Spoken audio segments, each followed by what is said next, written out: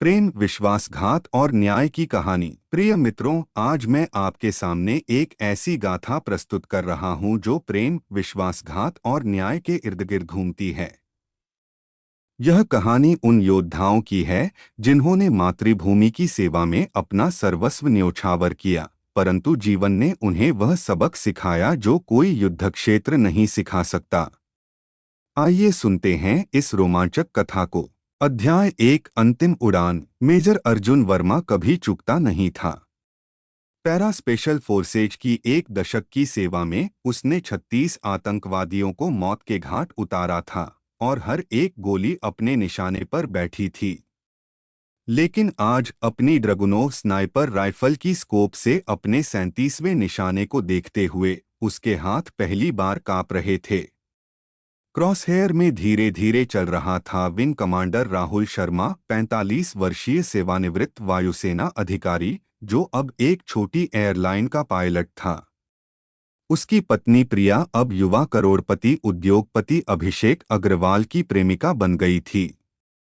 अग्रवाल ने अर्जुन को 20 लाख रुपए दिए थे ताकि वह इस असुविधाजनक पति को हटा दे। लेकिन वह एक बात नहीं जानता था, कई साल पहले कश्मीर की पहाड़ियों में इसी पति ने अर्जुन की जान बचाई थी। बारिश की बूंदें उस परित्यक्त गोदाम की टिन की छत पर थपथपा रही थीं जहां अर्जुन ने अपना फायरिंग पोजीशन तैयार किया था। बूंदें उसके चेहरे पर लुढ़क रही थीं, ठंडे पसीने के साथ मिल जा रही थीं। कुछ तो गलत था। अपने करियर में उसने दर्जनों ऑपरेशन किए थे और हर बार यह बहुत सरल था, टारगेट ढूंढो, पोजीशन लो, गोली दागो, निकल जाओ। कोई भावनाएं नहीं, कोई संदेह नहीं, बस काम। लेकिन आज नहीं। सामने के मकान में राहुल शर्मा अपनी लेखन मेज पर झुका हुआ था, फ्लाइट डॉक्यूमेंटेशन भर रहा था। उसकी उंगलियां, जो अभी भी सैन्य अनुशासन की स्पष्टता बनाए रखे हुए थीं, तेजी से लॉग बुक के पन्ने पलट रही थीं। टेबल लैंप उसके चेहरे पर गर्म रोशनी डाल रहा था, जो झुर्रियों से भरा हुआ था। अर्जुन इन झुर्रियों को जानता था, ये कश्मीर में उस शापित रात के बाद आई थीं। अर्जुन, हिम्मत रखो, मैं तुम्हें निकालूंगा। राहुल की आवाज स्मृति में गूंज उठी। तब गुलमर्ग की पहाड़ियों में उनके दस्ते पर घात लगाकर हमला हुआ था। जैश-ए-मोहम्मद के आतंकवादियों ने बिना चेतावनी के गोलियां बरसानी शुरू कीं और पहली ही बर्स्ट ने अर्जुन की टांग छलनी कर दी। उसे याद था कि वह कैसे गिरा था, कैसे उसकी राइफल दूर जा पड़ी थी, कैसे जलती हुई बर्फ मुंह में भर गई थी। और फिर राहुल आया था, शापित हीरो, टीम का कमांडर, जो बस वापसी का आदेश दे सकता था। इसके बजाय वह गोलियों की बारिश में रेंग कर गया, घायल स्नाइपर को बाहर निकालने के लिए। मैं अपने आदमियों को कभी नहीं छोड़ता, राहुल ने तब कहा था, गंदी पट्टी से उसका घाव बांधते हुए। इसे याद रखना अर्जुन, कभी कभी यह तुम्हारी जान बचा सकता है। फोन कंपाया, अर्जुन को यादों से जगाकर। स्क्रीन पर अग्रवाल का संदेश चमका, समय कम है। अगर आज नहीं किया तो कॉन्ट्रैक्ट रद्द। तत्काल काम के लिए दोगुना पैसा। अर्जुन ने गाली दी। अभिषेक अग्रवाल, 35 साल का अरबपति, जो चाहता था वह पाने का आदी था। जब प्रिया शर्मा एक कैबिन क्रू के रूप में उसके प्राइवेट जेट में आई तो उसने तय किया कि वह उसकी अगली ट्रॉफी बनेगी। लेकिन सब कुछ योजना के अनुसार नहीं हुआ। जीवन में पहली बार वह सच में प्रेम में पड़ गया, वास्तव में एक लड़के की तरह। और अब वह अपनी मनचाही चीज पाने के लिए हत्या करने को तैयार था। स्कोप के जरिए अर्जुन देख रहा था कि राहुल मेज से उठकर खिड़की के पास गया। वह बारिश को देख रहा था और उसके पोज में कुछ ऐसा था जो अर्जुन को कश्मीर के उस क्षण की याद दिला रहा था जब वे रेस्क्यू का इंतजार कर रहे थे। वही सीधी पीठ, वही चौड़े कंधे, उस आदमी का रुतबा जो दूसरों की जिम्मेदारी उठाने का आदी था। मां कसम, अर्जुन ने फुसफुसाकर कहा, राइफल नीचे करते हुए। वह यह नहीं कर सकता था, इस तरह नहीं। उसके साथ नहीं। बैकपैक से नोटपैड निकालकर वह लिखने लगा।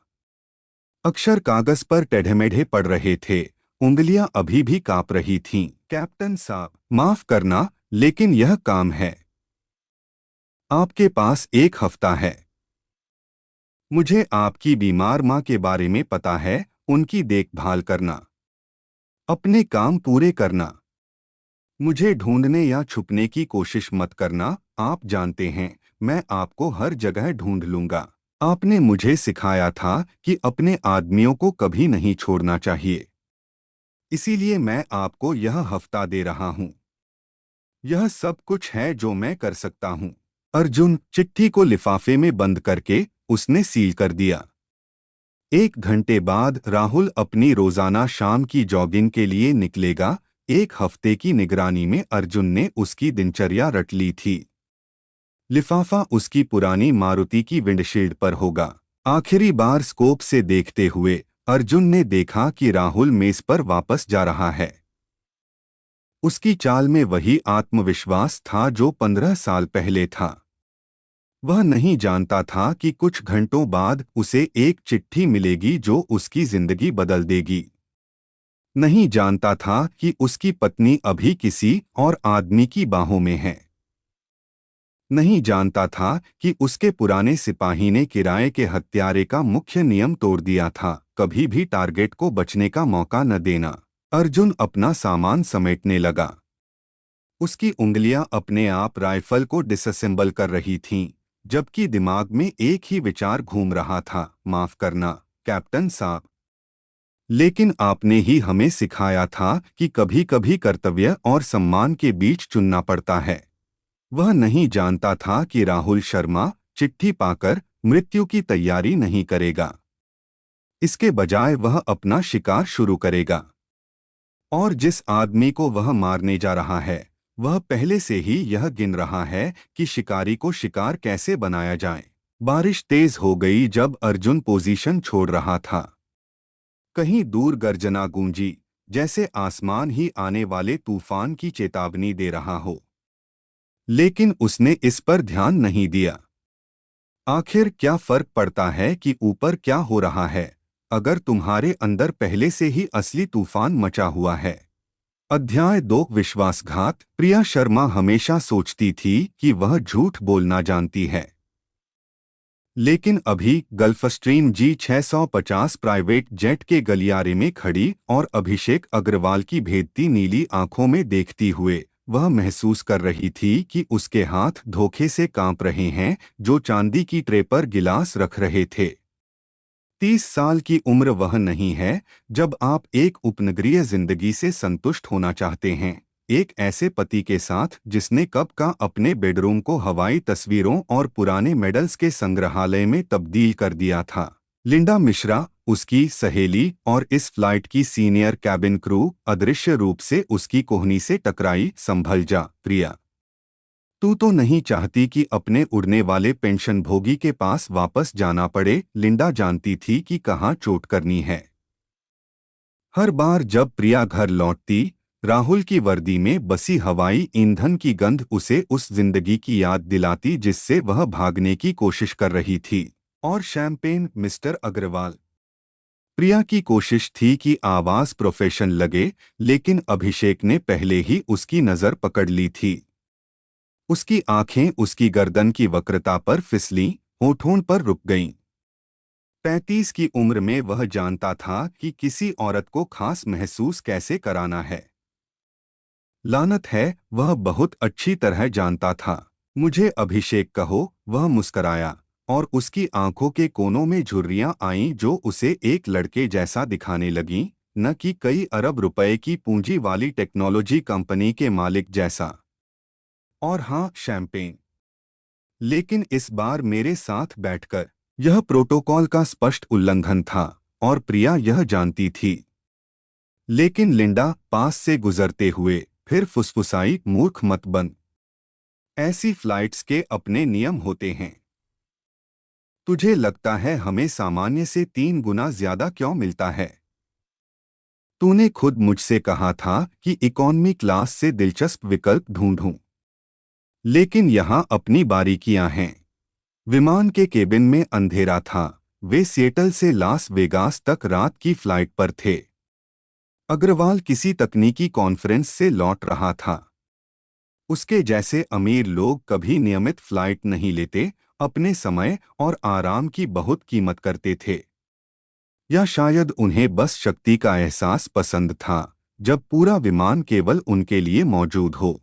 जानती हो तुम्हारे पति जैसे लोगों की समस्या क्या है? लिंडा ने सर्विस कंपार्टमेंट में ई सिगरेट जलाई, वाष्प का बादल छोड़ते हुए। वे अतीत में फंस गए हैं। सम्मान, कर्तव्य, वफादारी की ये सारी बातें, ये म्यूजियम की चीजें हैं, प्रिया। आज की दुनिया में केवल एक नियम है, जिंदगी से सब कुछ ले लो। प्रिया ने शीशे में अपना प्रतिबिंब देखा। 30 साल, अभी भी काफी जवान कि सब कुछ नए सिरे से शुरू कर सके। काफी खूबसूरत कि अग्रवाल जैसे आदमी का ध्यान आकर्षित कर सके। और शादी में काफी दुखी कि बाहर से सांत्वना तलाश सके। वह पूरी फ्लाइट तुझे देख रहा है। लिंडा ने एक और बादल छोड़ा। तुझे लगता है वह महीने में तीसरी बार हमारे क्रू को क्यों बुक करता है? उसे तू पसंद है, बेवकूफ। और ऐसे आदमी न सुनने के आदी नहीं होते। अभिषेक अग्रवाल अपनी चमड़े की कुर्सी में बैठा था, टैबलेट में कुछ पन्ने पलटते हुए। उसके काले बाल हल्के से बिखरे हुए थे, शर्ट का ऊपरी बटन खुला था। वह उस खास आत्मविश्वास की किरण बिखेर रहा था जो केवल उन लोगों में होती है जिन्होंने कभी नहीं शब्द नहीं सुना है। मिस्टर अग्रवाल। अभिषेक, प्रिया ने उसके सामने गिलास रखा। डर है कि मैं आपके साथ नहीं बैठ सकती। नियमों को भाड़ में जाने दो। उसने धीरे से उसकी कलाई पकड़ी। उसकी उंगलियां गर्म थीं और इस स्पर्श से त्वचा में सिहरन दौड़ गई। चलो सच्चाई की बात करते हैं। मैं महीने भर से तुम्हें देख रहा हूं। तुम दुखी हो, यह दिखता है। इतनी खूबसूरत औरत को उपनगर में ऐसे आदमी के साथ खुद को छुपाना नहीं चाहिए जो उसे वह जिंदगी नहीं दे सकता जिसकी वह हकदार है। प्रिया ने महसूस किया कि गाल लाल हो रहे हैं।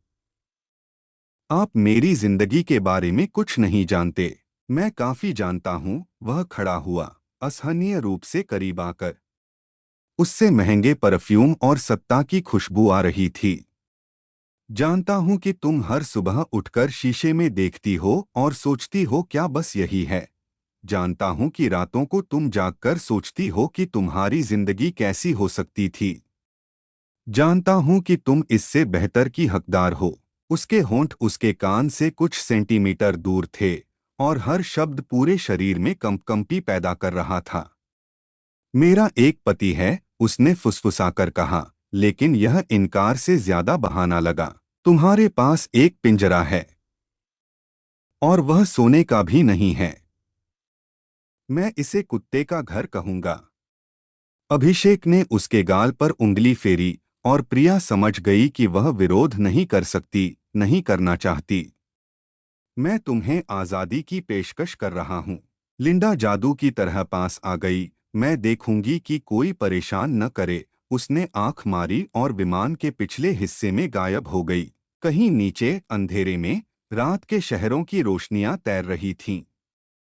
वे सितारों की तरह लग रही थीं और प्रिया ने सोचा कि शायद अपना सितारा पकड़ने का समय आ गया है, चाहे यह विश्वासघात की कीमत पर ही क्यों न हो।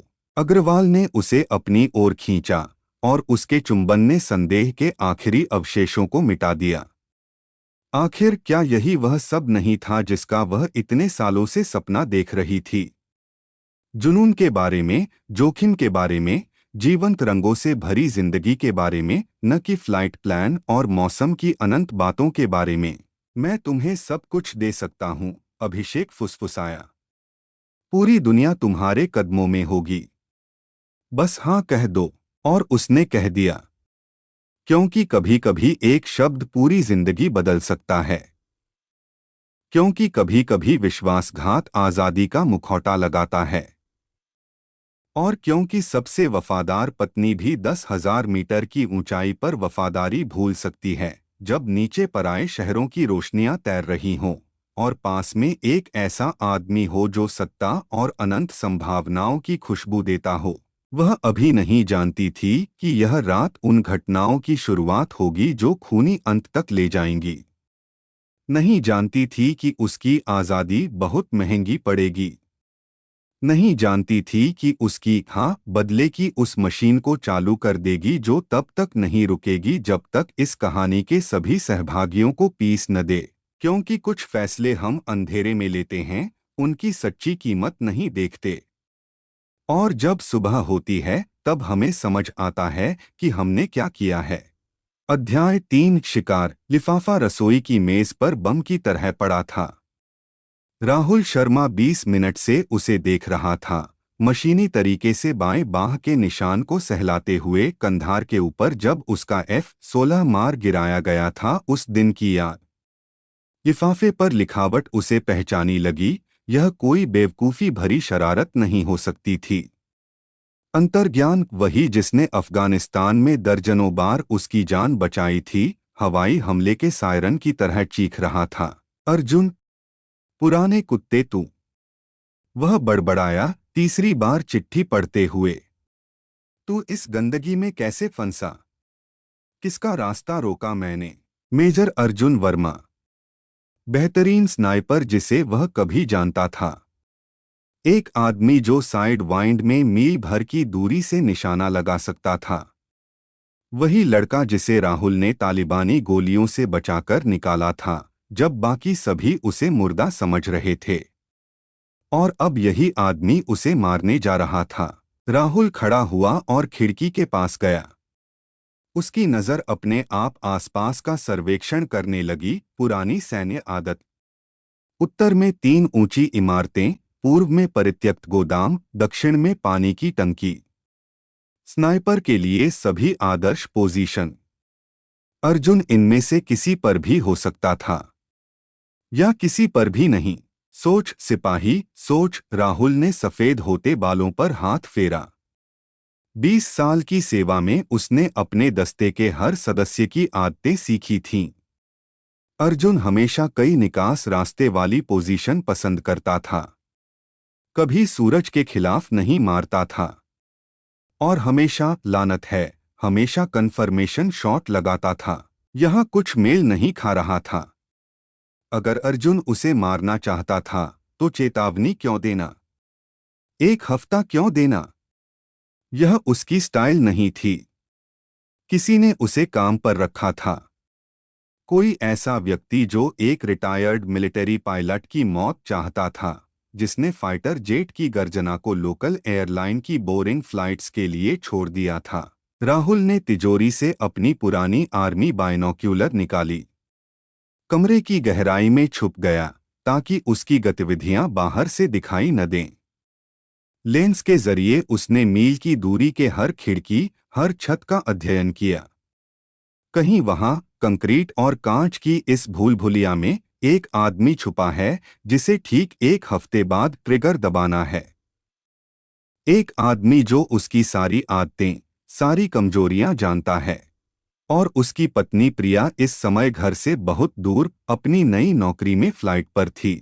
बेडरूम में फर्श के नीचे से पुराना आर्मी नोटपैड निकालकर राहुल ने नोट्स बनाना शुरू किया।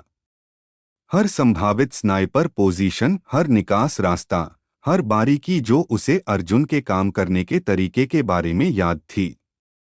वह मरने वाला नहीं था। अभी नहीं, जब उसे आखिरकार समझ आ रहा था कि वह किस चीज में फंस गया है। अगले दिन उसने तैयारी में बिताए। छुपे हुए कैमरे लगाए, मोशन सेंसर्स छुपाए। उसका घर असली किले में तब्दील हो गया, लेकिन बाहर से सब कुछ सामान्य लग रहा था। राहुल जानता था अर्जुन देख रहा है। उसकी आदतों का अध्ययन कर रहा है, सही समय का इंतजार कर रहा है, उसकी निगरानी कर रहा है। पुराने सिपाही की योजना एक साथ सरल और शानदार थी। हर सुबह वह अचानक एक ही समय पर खिड़कियों में दिखता था। हर शाम एक ही रूट पर जॉगिंग करता था। एक रूटीन बनाता था जिस पर सबसे अनुभवी पर्यवेक्षक भी यकीन कर लेता। वह अपने हत्यारे को ट्रेन कर रहा था, अनुमानितता का भ्रम बना रहा था। जल्दी ही उसने परित्यक्त गोदाम की छत पर हलचल देखी। मुश्किल से दिखने वाली लेकिन थी। नमस्ते पुराने दोस्त, राहुल ने नाइट विजन स्कोप से धुंधली सिलहूट देखकर फुसफुसाया। मुझे पता था कि तुम यही पोजीशन चुनोगे। अध्याय 4 गोली। एक हफ्ता कम नहीं होता अगर आप जानते हैं कि मरने वाले हैं। राहुल शर्मा व्यवस्थित रूप से कैलेंडर में दिन काट रहा था, दिखावटी तौर पर अपने भावी हत्यारे की सलाह मानते हुए। उसकी हर क्रिया गणना के साथ थी, हर कदम योजनाबद्ध था। वह जानता था अर्जुन देख रहा है और उसे एक आदमी दिखना चाहिए जो मौत की तैयारी कर रहा है। पहला दिन उसने पूरी तरह अपनी मां को समर्पित किया।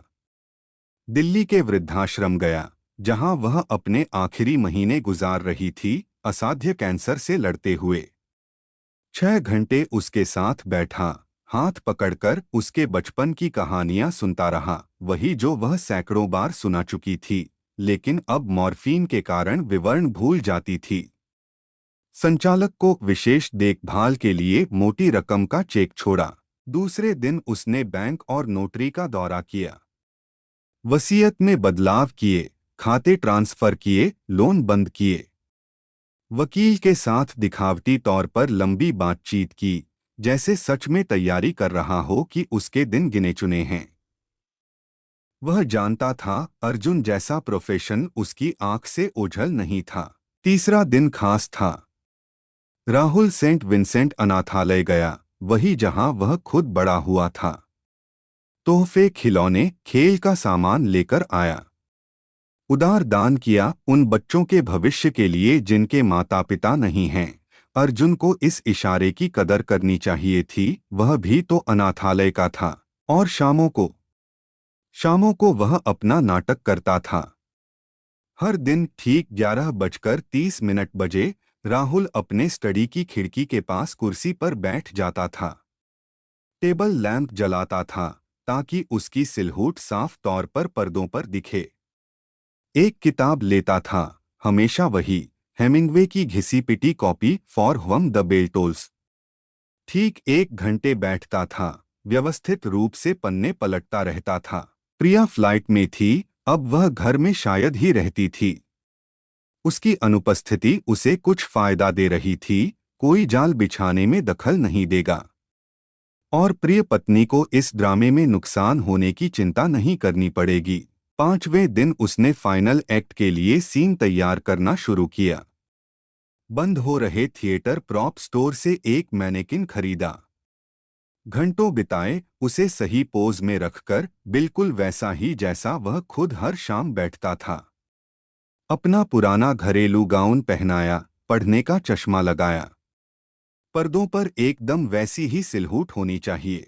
ध्यान से देखो अर्जुन, वह फुसफुसाता था, जानते हुए कि स्नाइपर ऑप्टिक्स से देख रहा है। हर डिटेल याद करो। 7वें दिन तक वह जानता था कि गोली कहां से आएगी। सामने वाला परित्यक्त घर समय और मौसम से टेढ़ा हो गया। मचान में टूटी हुई खिड़की, आदर्श पोजीशन। उसके स्टडी तक 210 मीटर, सीधी दृश्यता, गोली के लिए सुविधाजनक कोण। यही वह जगह थी जहां वह खुद होता, अर्जुन की जगह। आखिरी दिन, जब घड़ी की सुइयां निर्धारित समय के करीब आ रही थीं, राहुल पहले से ही मचान में इंतजार कर रहा था। सुबह के झुटपुटे में वहां पहुंच गया था, जब शहर अभी भी सो रहा था। अंधेरे कोने में, जहां धूल भरे बीम आदर्श आड़ बनाते थे, अपनी जगह बनाई और इंतजार करने लगा। सामने के घर में स्टडी के मैनेकिन अपनी अनंत पहरेदारी में बैठा था, टेबल लैंप से रोशन। बाहर से भ्रम निर्दोष था, कोई नहीं सोचता कि कुछ बदलाव हुआ है। राहुल जानता था अर्जुन इस चारे पर आएगा, आना ही चाहिए। 11:15 बजे फर्श बोर्ड चरमराया। धीरे से, मुश्किल से सुनाई दे रहा था, लेकिन मचान की गूंजती खालीपन में आवाज गोली की तरह तेज लगी। अर्जुन छाया की तरह हिल रहा था, चिकना, बेआवाज। राहुल देख रहा था कि वह व्यवस्थित रूप से अपनी पोजीशन तैयार कर रहा है, चटाई बिछा रहा है, राइफल जोड़ रहा है, स्कोप चेक कर रहा है। स्नाइपर की हर हरकत तराशी हुई, प्रोफेशनल थी। कोई फालतू इशारा नहीं, कोई अचानक आवाज नहीं। अर्जुन हमेशा ऐसा था, हड्डी तक परफेक्शनिस्ट। अफगानिस्तान में इस गुण ने उनकी कई बार जान बचाई थी। 11:45। अर्जुन राइफल के पीछे लेट गया, स्कोप से चिपक गया। उसकी सांस नियमित हो गई, नाड़ी जरूर धीमी हो गई होगी, गोली से पहले स्नाइपर का ध्यान। राहुल को यह अवस्था याद थी, हिलमंद की पहाड़ियों में निगरानी के लंबे घंटों से। समय खिंच गया, गाढ़े शहद में बदल गया। राहुल इंतजार कर रहा था। वह जानता था अर्जुन तब तक नहीं मारेगा जब तक पूरी तरह यकीन न हो, जब तक सारे वेरिएबल्स न गिन ले, हवा की रफ्तार, हवा का तापमान, नमी न जांच ले। 11:58। स्नाइपर की उंगली ट्रिगर पर आ गई। राहुल देख रहा था कि उसके कंधे कैसे तन गए, यकीनी निशान की गोली कुछ ही सेकंड में आएगी। जल्दी मत करो दोस्त, राहुल ने बिना आवाज के फुसफुसाया, चाकू निकालते हुए। हमारे पास अभी भी बात करने का समय है। गोली ने रात की शांति को चाबुक की तरह चीर दिया। सामने के घर में कांच की आवाज आई, मैनेकिन हिला और बगल में गिर गया, बिल्कुल वैसे ही जैसे असली आदमी गिरता अगर उसके सिर में गोली लगती। अर्जुन उठा ताकि स्कोप से नतीजा देख सके। राहुल इसी पल का इंतजार कर रहा था। एक हरकत में उसने बीच की दूरी पार की और ठंडी आर्मी नाइफ की धार स्नाइपर के गले से सट गई। कन्फर्मेशन शॉट नहीं होगा अर्जुन, उसने धीरे से कहा। खेल खत्म, अर्जुन जम गया। उसके हाथों ने धीरे से राइफल छोड़ दी, उंगलियां खुल गईं। कैप्टन साहब, स्नाइपर की आवाज कर्कश थी, जैसे वह कई दिनों से न बोला हो। मुझे अंदाजा होना चाहिए था।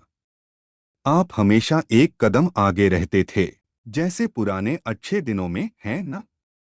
राहुल ने ब्लेड का दबाव थोड़ा कम किया, लेकिन हटाया नहीं। बस पहले हम एक ही तरफ होते थे। क्या बदल गया सिपाही? 20 लाख रुपए, थोड़ी देर बाद अर्जुन ने जवाब दिया। और तत्काल काम के लिए बोनस। उस आदमी की तरफ से जो आपकी पत्नी को पाना चाहता है। अभिषेक अग्रवाल, उसका नया एम्प्लॉयर? यह सवाल नहीं था। वही है, अर्जुन ने बिना खुशी के मुस्कराया। एक बिगड़ा हुआ लड़का जो चाहता है वो पाने का आदी है। और वह आपकी प्रिया को चाहता है। आप रास्ते में हैं। माफ कर दो भाई। राहुल ने महसूस किया कि अंदर कुछ टूट रहा है। किसी ऐसे आदमी से सच सुनना जिस पर वह कभी अपनी जान का भरोसा करता था, उसकी बात पर शक करने की कोई वजह नहीं थी। और 1 हफ्ता मुझे क्यों दिया? उसने पूछा, जवाब पहले से जानते हुए। मैं आपको बिना बताए पीठ में गोली नहीं मार सकता था, अर्जुन धीरे लेकिन दृढ़ता से बोला। हिलमंद के बाद नहीं। इसके बाद नहीं कि आपने मुझे वहां से निकाला। समझिए, काम तो काम है। बारिश छत पर थपथपाने लगी, उसकी मंद आवाज खाली जगह में गूंज रही थी। राहुल ने धीरे से चाकू हटाया। जानते हो सबसे गंदी बात क्या है? वह एक कदम पीछे हटा, अर्जुन को मुड़ने दिया। मुझे लगता था कि मैं आसमान में मरूंगा, फाइटर जेट मारूंगा, मोड़ में नहीं संभलूंगा, पहाड़ से टकरा जाऊंगा। लेकिन यह निकला कि सबसे डरावना दुश्मन गोलियां या मिसाइलें नहीं हैं। सबसे डरावना दुश्मन है उनका विश्वासघात जिन पर आप भरोसा करते हैं। वे मचान के अंधेरे में खड़े थे, 2 योद्धा जो कभी कंधे से कंधा मिलाकर लड़े थे और अब खुद को युद्धक्षेत्र के अलग अलग किनारों पर पाया था। अर्जुन ने पहले मौनता तोड़ी। अब क्या कैप्टन साहब? पुलिस को सौंप देंगे या यहीं मार देंगे? राहुल ने अपने पूर्व स्नाइपर को लंबी, आकती नजर से देखा। उसके सिर में पहले से ही एक योजना बन रही थी, क्रूर और शानदार एक साथ। नहीं, आखिर उसने कहा, मेरे पास एक बेहतर आइडिया है। कैसा रहेगा अगर अपना कर्ज चुकताकर घमंडी अरबपति और बेवफा बीवी को सबक सिखाएं? आप तो प्रोफेशनल हैं ना? आप अपना काम अधूरा नहीं छोड़ सकते ना? मैं इसमें आपकी मदद करूंगा। और आप मेरी। और हम बराबर हो जाएंगे। अध्याय 5 जाल खून असली दिखना चाहिए। अर्जुन अपने हाथों में थिएटर प्रॉप्स का पैकेट दबा रहा था। कंधार में मैंने काफी देखा है कि दीवारों पर कैसे फैलता है। राहुल ने सिर हिलाया, बलिस्टिक जेल देखते हुए जिससे वे गोली के एंट्रेंस होल का इमिटेशन बनाने वाले थे। मेकअप और स्पेशल इफेक्ट्स उनकी योजना का सबसे कठिन हिस्सा नहीं था। कहीं ज्यादा जरूरी था शव को सही तरीके से रखना और कोण कैलकुलेट करना। सब कुछ मचान के परित्यक्त घर से आई गोली के अनुकूल होना चाहिए। हेरात में उस लड़के को याद है?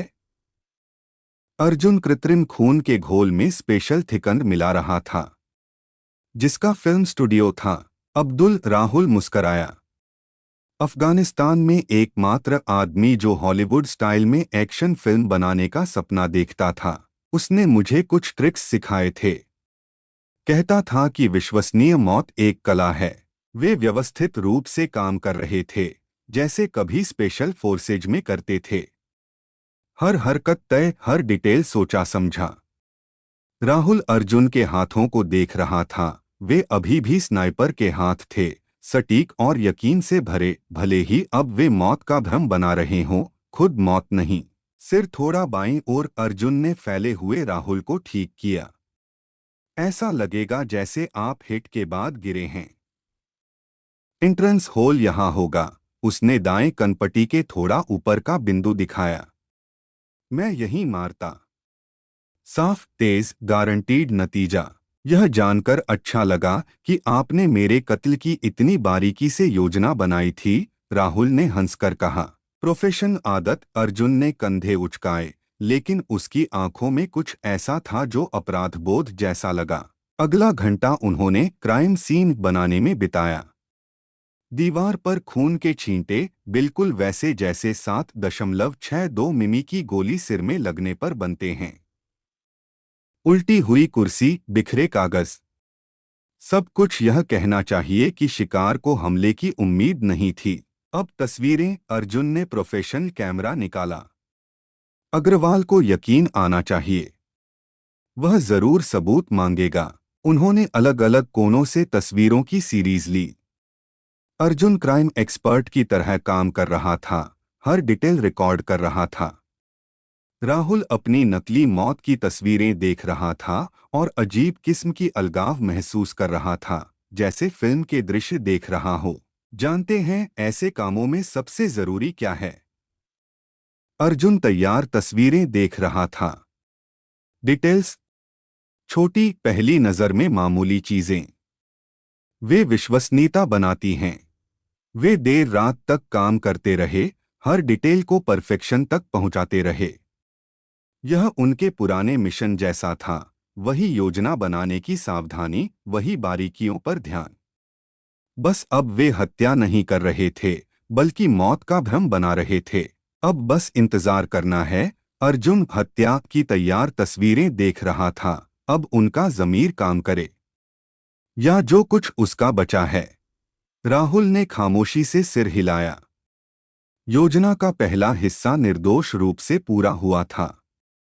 अब असली खेल शुरू होता था। बेचैन पड़ोसियों की फोन से आई पुलिस जल्दी ही इस नतीजे पर पहुंची, यह किराए के हत्यारे का काम था। बहुत साफ, बहुत प्रोफेशनल। जल्दी ही प्रिया भी आ गई। मिसेस शर्मा, डिटेक्टिव कोलिंस ने रोती हुई प्रिया के कंधे को धीरे से छुआ। मुझे बहुत अफसोस है, लेकिन हमें कुछ और सवाल पूछने हैं। वह गेस्ट रूम के सोफे पर बैठी थी, कांपती उंगलियों से रेशमी रुमाल मरोड़ रही थी। चारों ओर क्राइम एक्सपर्ट्स घूम रहे थे, दीवारों पर खून के छींटों की तस्वीरें लेकर सबूत इकट्ठा कर रहे थे। मुझे समझ नहीं आ रहा, वह सिसक रही थी। उसे कौन परेशान कर सकता था? वह तो बस इतना सामान्य सीधा भारतीय था। अभिषेक अग्रवाल ठीक समय पर आया जब पुलिस अपना काम खत्म कर रही थी। लंबा ब्रियोनी का काला सूट पहने वह आत्मविश्वास और ताकत की आभा बिखेर रहा था। प्रिया वह उसके सामने घुटनों के बल बैठा, उसके हाथ अपने हाथों में लेकर। मुझे जैसे ही पता चला मैं दौड़ा चला आया। मुझे बहुत अफसोस है। उसने अपना चेहरा उसके कंधे में दफना लिया और उसका शरीर सिसकियों से हिल रहा था। डिटेक्टिव कोलिंस ने विनम्रता से नजर हटा ली। मैं यहाँ नहीं रह सकती, प्रिया ने कुछ घंटे बाद फुसफुसाकर कहा, जब वह और अभिषेक अकेले रह गए। घर खाली हो गया था, शांत हो गया था। सिर्फ मुख्य दरवाजे पर पीली पुलिस टेप त्रासदी की याद दिला रही थी। हर चीज, हर कमरा। आपको समय चाहिए, अभिषेक ने उसे वाइन का गिलास दिया। समय और माहौल बदलना। मैं कहाँ जाऊं? क्या करूं? मेरे पास एक प्रस्ताव है। वह पास बैठा और उसकी आंखों में वह खास चमक जली जो उस आदमी में होती है जो बड़ी बाजी मारने को तैयार है। एक छोटी सी यात्रा, सिर्फ आप और मैं। उसकी बातों में कुछ सम्मोहनकारी था, या शायद वाइन का असर था, या इस बात का कि पहली बार इतने सालों बाद प्रिया वास्तव में आजाद महसूस कर रही थी। यह अशोभनीय है, उसने विरोध करने की कोशिश की। मेरे पति की मौत के इतनी जल्दी बाद शिष्टाचार को भाड़ में जाने दो, अभिषेक ने गिलास रख दिया। आप खुशी की हकदार हैं। हम हकदार हैं। अगली सुबह वे पहले से ही एयरपोर्ट में थे। प्राइवेट टर्मिनल चमकते क्रोम और कांच से भरा था। हर तरफ सेवाकर्मी दौड़ रहे थे। प्रिया काले चश्मे में और लुइस व्यूइटन के छोटे सूटकेस के साथ एक टिपिकल अरबती की साथी जैसी लग रही थी, कलात्मक, ख्याल रखा हुआ, आत्मविश्वास से भरी। खेद है मिस्टर अग्रवाल, टर्मिनल एडमिनिस्ट्रेटर सच में परेशान लग रहा था। आपके विमान में तकनीकी समस्या है, लेकिन हम वैकल्पिक विकल्प दे सकते हैं। एक छोटा चार्टर, बहुत विश्वसनीय कंपनी। अभिषेक ने मुंह बनाया, कितनी विश्वसनीय? पायलट, पूर्व सैन्य विमान चालक, बहुत अनुभव। विमान नया, नियमित सर्विसिंग। ठीक है, अग्रवाल ने लापरवाही से हाथ हिलाया। व्यवस्था करो।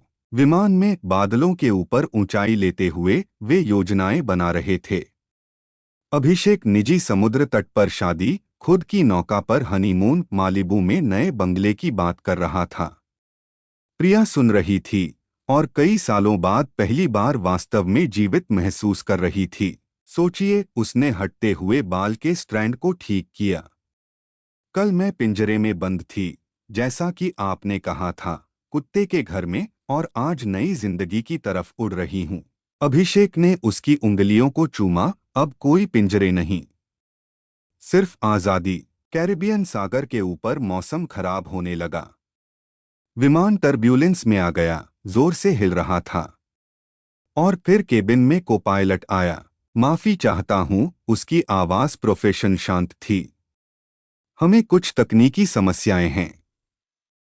सिस्टम चेक के लिए इमरजेंसी लैंडिंग करनी होगी। इमरजेंसी का मतलब क्या? अग्रवाल का चेहरा गुस्से से भर गया। कहाँ? पास में एक छोटा प्राइवेट एयरफील्ड है। कुछ घंटे, ज्यादा नहीं। प्रिया ने अभिषेक का हाथ दबाया, सब ठीक हो जाएगा। मुख्य बात कि हम साथ हैं। अध्याय 6 बदला। कोलंबियाई जंगल में प्राइवेट एयरफील्ड सस्ती एक्शन फिल्म के सेट जैसा लग रहा था। आधा टूटा air traffic control tower, runway की फटी कंक्रीट, परिधि में बेकार हवाई जहाज़ों के जंग लगे ढांचे। उसके लिए आदर्श जगह जो होने वाला था। देवियों और सज्जनों, हम इमरजेंसी लैंडिंग कर रहे हैं। कोपायलट की आवाज प्रोफेशन शांत थी। अभिषेक अग्रवाल का चेहरा बिगड़ गया। योजना से कोई भी बदलाव उसे चिढ़ाता था। कुछ नहीं, प्रिया ने उसके हाथ पर हाथ रखा। जल्दी ही हम अपने द्वीप पर होंगे। सोचिए, सिर्फ आप और मैं, सफेद रेत, नीला समुद्र, और कोई अतीत नहीं। अभिषेक ने उसकी उंगलियों को चूमा। सिर्फ भविष्य। लैंडिंग गियर कंक्रीट को छुआ, पीछे धूल का बादल छोड़ते हुए। विमान धीरे से आधे टूटे टर्मिनल की तरफ टैक्सी किया, जिसके पास 3 काली एसयूवी पहले से खड़ी थीं। प्रिया ने कंपी महसूस की। इस तस्वीर में कुछ गलत था। यहाँ क्या हो रहा है? अग्रवाल तेजी से उठा। उसका चेहरा, जो आमतौर पर अरबती का आत्मविश्वास बिखेरता था, चिंता से भर गया। पायलट कैबिन का दरवाजा खुला। प्रिया ने उसे पहले देखा और महसूस किया कि जमीन पैरों तले से खिसक रही है। दरवाजे पर राहुल खड़ा था, जीवित और स्वस्थ, पायलट की टोपी इतने सामान्य इशारे से उतारते हुए जैसे अभी-अभी रूटीन फ्लाइट से लौटा हो। हे भगवान, उसने फुसफुसाकर कहा, आर्मरेस्ट को पकड़ते हुए। यह नहीं हो सकता। क्यों नहीं, प्रिय?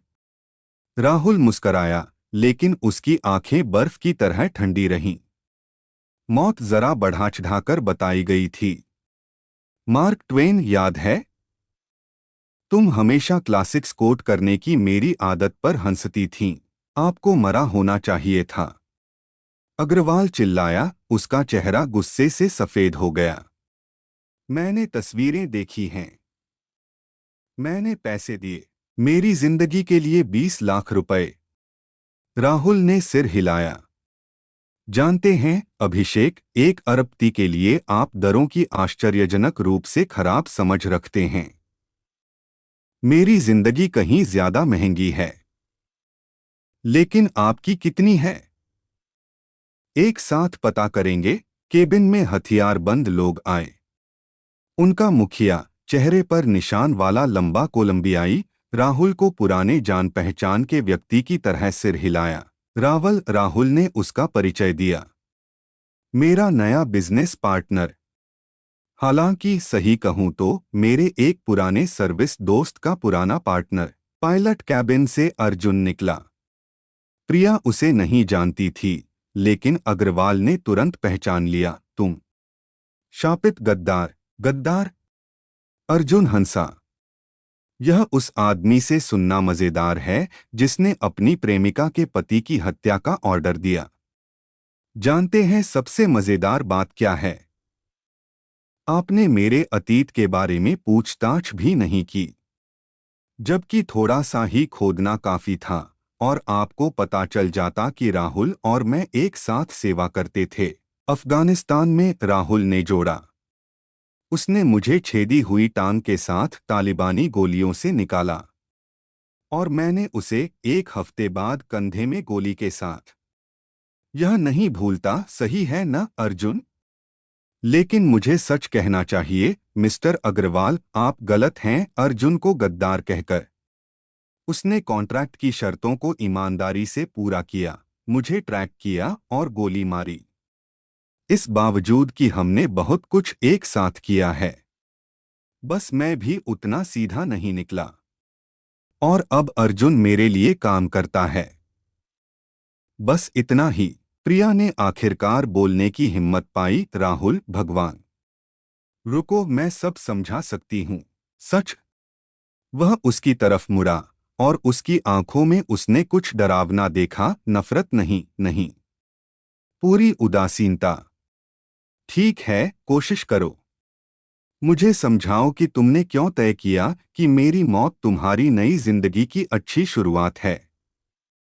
तुमने क्यों तय किया कि 15 साल की शादी को पहले मिले अरबती के लिए कूड़े में फेंका जा सकता है? भगवान, राहुल, मुझे अंदाजा भी नहीं था कि अभिषेक ने हत्यारा भेजा है। अगर मुझे पता होता और उसके साथ रिश्ते की बात करें तो तुम समझते ही नहीं हो। वह उछली, उसकी आंखें आंसुओं से भर गईं। तुम हमेशा इतने इतने सही रहे। सब कुछ शेड्यूल के अनुसार, सब कुछ प्लान के अनुसार। मैं उस जिंदगी में दम घुटा रही थी। और अभिषेक, उसने मुझे दूसरी दुनिया दिखाई। लेकिन उसके साथ सिर्फ काम पर छोटा सा अफेयर था। Office romance. और जब तुम मर गए मुझे क्या करना चाहिए था? मुझे तुम्हारी एक भी बात पर यकीन क्यों करना चाहिए? तुम्हें क्या करना चाहिए था? शायद कम से कम एक हफ्ता शोक मनाना चाहिए था। शायद पहले इंतजार करना चाहिए था कि पुलिस मेरा शव ढूंढे और अंतिम संस्कार का इंतजाम करे। शायद मेरी बीमार माँ को याद करना चाहिए था। लेकिन तुमने वह दुनिया चुनी जहां एक आदमी की हत्या 20 लाख रुपए में कराई जा सकती है।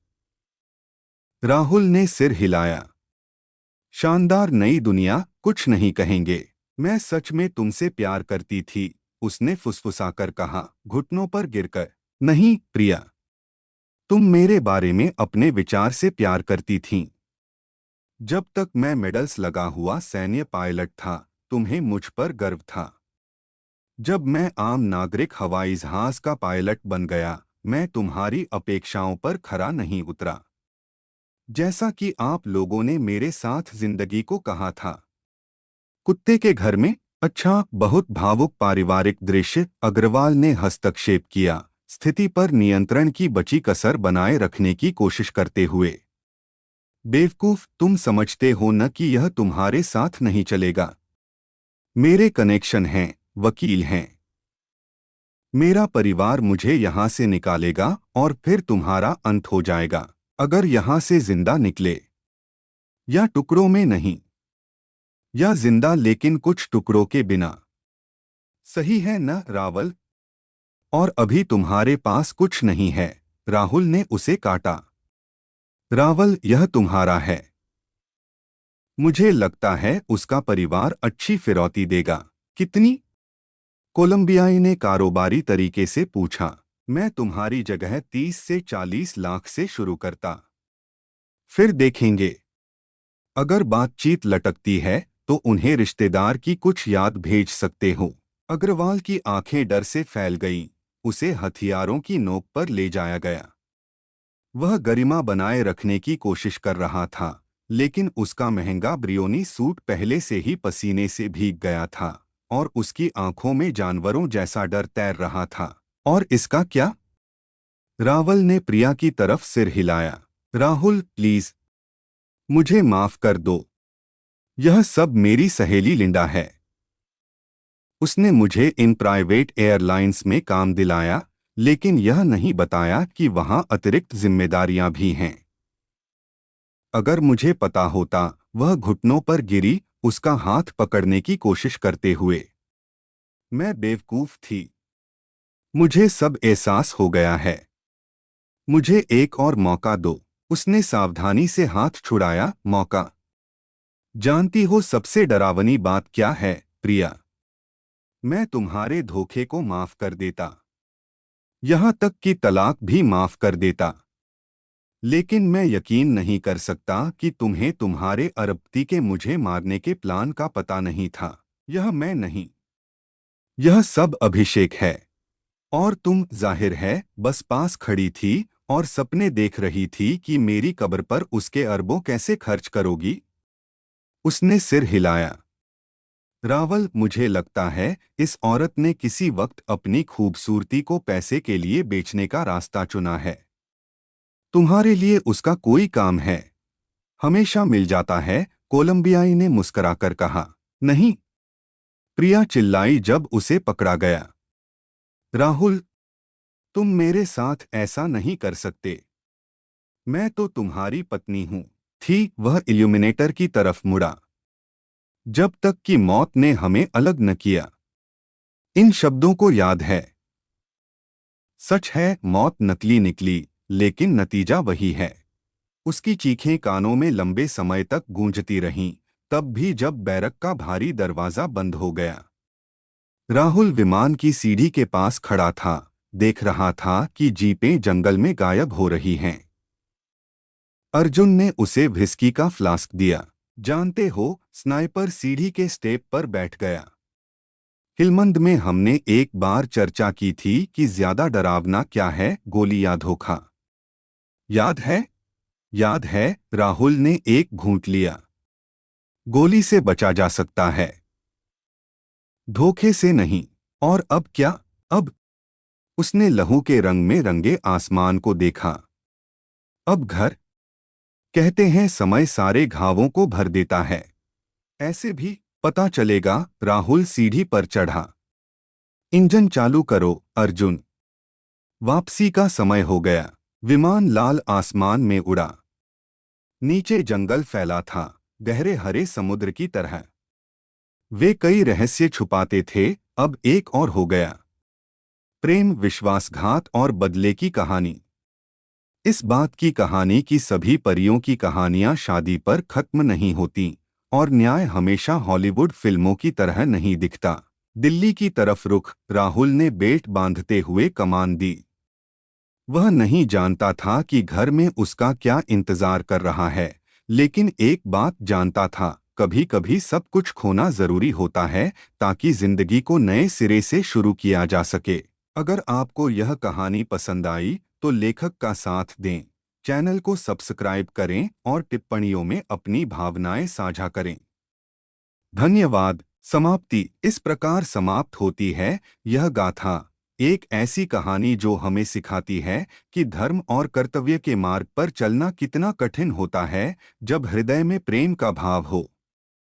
कैसे एक योद्धा का सम्मान किसी भी कीमत से ऊपर होता है और कैसे विश्वासघात का दंड अवश्यंभावी होता है।